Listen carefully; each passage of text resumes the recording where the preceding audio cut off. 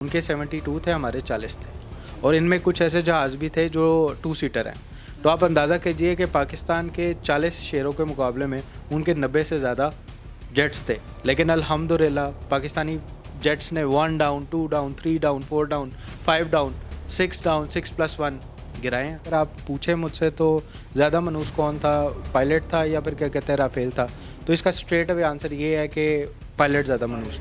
Visual disturbance जो है ना वो उस टाइम पे उनके राफेल्स के अंदर क्रिएट की गई थ्रू हमारी जो साइबर फोर्स थी। कि फाइटर पायलट्स जो थे वो इस हद तक पैनिक हो गए थे अपने सिस्टम से कि उन्हें अजीब ही चीज़ें नज़र आई थी, जैसे कोई जहाज़ बहुत करीब आ गया, कोई चट्टान बहुत करीब आ गई, किसी नहर के पास चल गए, अल्टीट्यूड छोड़ दिया जहाज़ ने। पाकिस्तान की फ़ॉरेन पॉलिसी यही थी कि भाई अगर आपको लगता है कि पहलगाम में पाकिस्तान का किसी किस्म का कोई ताल्लुक है तो ओपन इन्वेस्टिगेट कीजिए, इंटरनेशनल प्लेटफॉर्म्स को ले आइए, आप यहाँ भी इन्वेस्टिगेट कर लें भाई कौन सा टेररिस्ट कैंप है या क्या कौन सी फंडिंग हो रही है, आप वहाँ जाके भी चेक कर। उनकी खुद साख्ता गुरूर था ना, उसने उन्हें ये सारे स्टेप लेने पे मजबूर किया। और ये चाइनीज़ जो जेट थे हमारे पास, जो भी असलहा चाइनीज़ है हमारे पास, उस पर वो मीम्स भी बनाते हुए दिखाई दिए कि ये तो उनके सामने टिक नहीं पाएंगे। कि बॉलीवुड की मूवीज़ देख देख के इंडियन गवर्नमेंट जो है ना वो भी अब इस नैरेटिव में बिलीव करना शुरू हो गई है कि वो सिर्फ जहाज़ में बैठेंगे और पाकिस्तान तबाह हो जाएगा। बिस्मिल्लाहिर्रहमानिर्रहीम, अस्सलाम वालेकुम नाज़रीन, 89 न्यूज़ के साथ आपका खादिम हाफिज़ इरफान हाज़िर खिदमत है। बात करेंगे मौजूदा सूरत हाल जो भारत की जानिब से एक बुज़दिलाना कार्रवाई की गई रात की तारीकी में पाकिस्तानी नहते शहरियों पर जो है इबादत गाहों पर अटैक किए गए और वो इसको अपनी बहादुरी समझता रहा। दूसरी जानिब जो पाक अफवाज सामने आती हैं, मैदान जंग में उतरती हैं और एक ही धड़े में जो है वो पाक फ़ौज इनको ढेर कर देती है। इनके राफेल जो इनका गरूर था उसको खाक चटाती हुई नज़र आती है। दूसरी जानिब जो है हमारी पाक आर्मी जो है वो उनके शाना बशाना हमारी आवाम जो है उनका साथ देती है।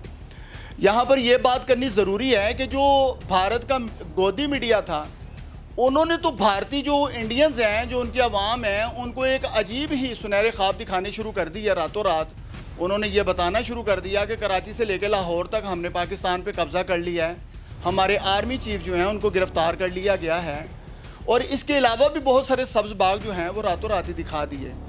आज हम बात करेंगे इस हवाले से कि पाक भारत जो कशीदगी थी, ये जो जंगी जुनून था भारत का, उसको कैसे खाक चटाई गई पाक आर्मी की जानिब से।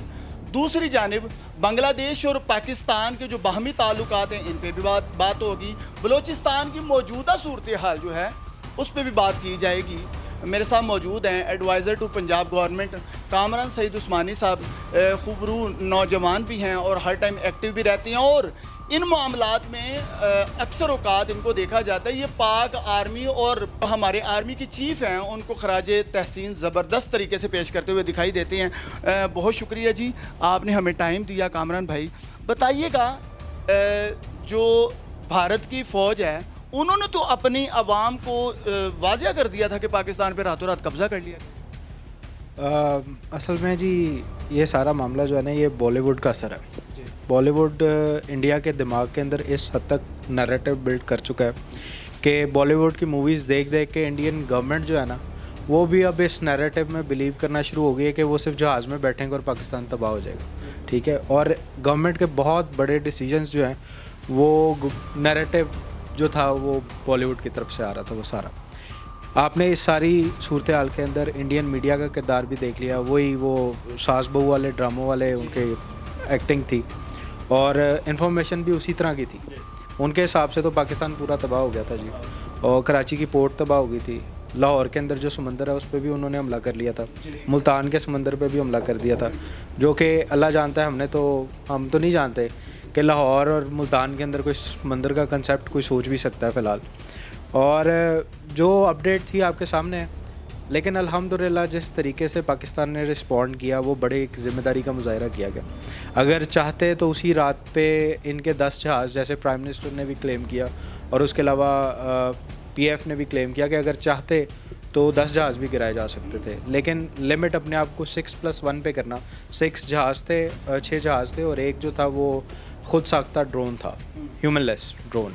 ठीक है, उस पर लिमिटाइज़ करने का मतलब भी एक प्रोफेशनलिज्म था कि आप एस्केलेशन नहीं चाहते, आप ये नहीं चाहते कि आप जंग की तरफ जाएं। आपने सिर्फ उतना एक्ट किया जितने की ज़रूरत थी उस टाइम पे और जितना अपने आप को डिफेंड करने के लिए ज़रूरी था। तो अल्हम्दुलिल्लाह अल्लाह ताला ने बड़ी मेहरबानी की जी।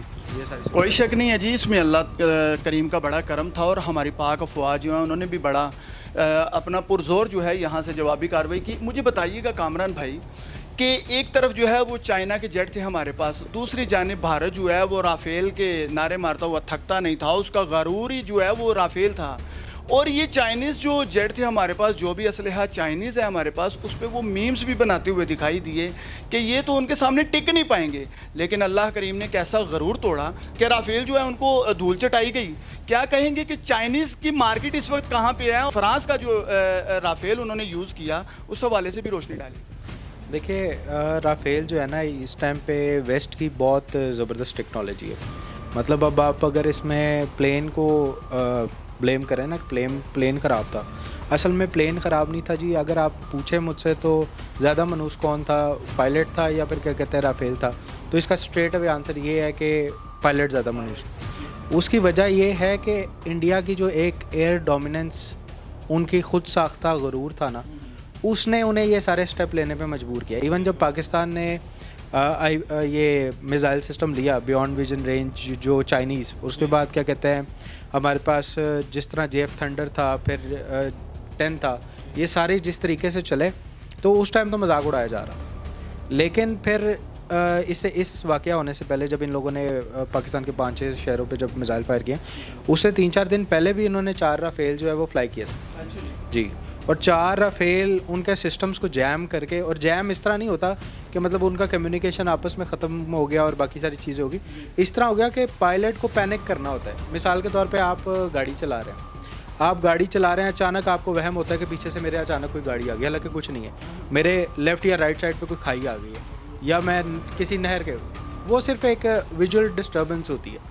इस तरह की आप कह लें विजुअल डिस्टर्बेंस जो है ना, वो उस टाइम पे उनके राफेल्स के अंदर क्रिएट की गई थ्रू हमारी जो साइबर फोर्स थी उसके। और वो 4 जहाज़ उड़े किसी और बेस से थे, टेक ऑफ उन्होंने किसी और बेस से किया था और उन्होंने लैंड जो है ना वो श्रीनगर एयर बेस पे किया। अमूमन ऐसे होता नहीं, जहाँ से फ्लाई करते हैं वहीं पे लैंड करते हैं। वो क्या कहते हैं एमरजेंसी लैंडिंग नहीं थी, वो पैनिक लैंडिंग थी। मतलब उनके फाइटर पायलट्स जो थे वो इतना इस हद तक पैनिक हो गए थे अपने सिस्टम से कि उन्हें अजीब ही चीज़ें नज़र आई थी, जैसे कोई जहाज़ बहुत करीब आ गया, कोई चट्टान बहुत करीब आ गई, किसी नहर के पास चल गए, एल्टीट्यूड छोड़ दिया जहाज़ ने। इस तरह की चीज़ें जो है ना वो डर के वहाँ से चले गए। लेकिन उस दिन भी उन्हें अंदाज़ा नहीं हुआ कि यार ये बेसिकली हमारे साथ हो क्या रहा है। उन्हें लगा शायद सिस्टम ग्लिच है या कुछ भी है। नेक्स्ट डे आए इंतहाई गुरूर के साथ, उनके 72 थे, हमारे 40 थे, और इनमें कुछ ऐसे जहाज़ भी थे जो 2 सीटर हैं। तो आप अंदाज़ा कीजिए कि पाकिस्तान के 40 शेरों के मुकाबले में उनके 90 से ज़्यादा जेट्स थे। और हर जहाज़ के अंदर आप अगर क्या कहते हैं 4-4 मिसाइल भी एस्टिमेट करें ना, तो पाकिस्तान के 40 शेरों के मुकाबले में 300 प्लस बियॉन्ड विजन रेंज जो मिसाइल थे ना वो खड़े थे। लेकिन अल्हम्दुलिल्लाह पाकिस्तानी जेट्स ने 1 down, 2 down, 3 down, 4 down, 5 down, 6 down, 6+1 गिराए हैं। अल्लाह ताला ने मेहरबानी की। ये सारा मसला जो था ना, ये सारा एक गुरूर का नतीजा था। जो नरेंद्र मोदी को गुरूर था ना, देखें हम पे तो ज़बरदस्ती जंग को मुसल्लत किया, ठीक है ना। हमारा पहलगाम अटैक से कोई ताल्लुक़ नहीं था किसी किस्म का। पाकिस्तान किसी टेररिस्ट ऑर्गेनाइजेशन को, किसी टेररिस्ट ग्रुप को ना सपोर्ट करता है ना ओन करता है, other than America, other than India, ठीक है। पाकिस्तान का कोई किसी किस्म का किसी इस तरह के इंसिडेंट से ताल्लुक़ नहीं आता। पाकिस्तान की फ़ॉरेन पॉलिसी यही थी कि भाई अगर आपको लगता है कि पहलगाम में पाकिस्तान का किसी किस्म का कोई ताल्लुक़ है तो ओपन इन्वेस्टिगेट कीजिए, इंटरनेशनल प्लेटफॉर्म्स को ले आइए, आप यहाँ भी इन्वेस्टिगेट कर लें भाई कौन सा टेररिस्ट कैंप है या क्या कौन सी फंडिंग हो रही है, आप वहाँ जाके भी चेक कर लें।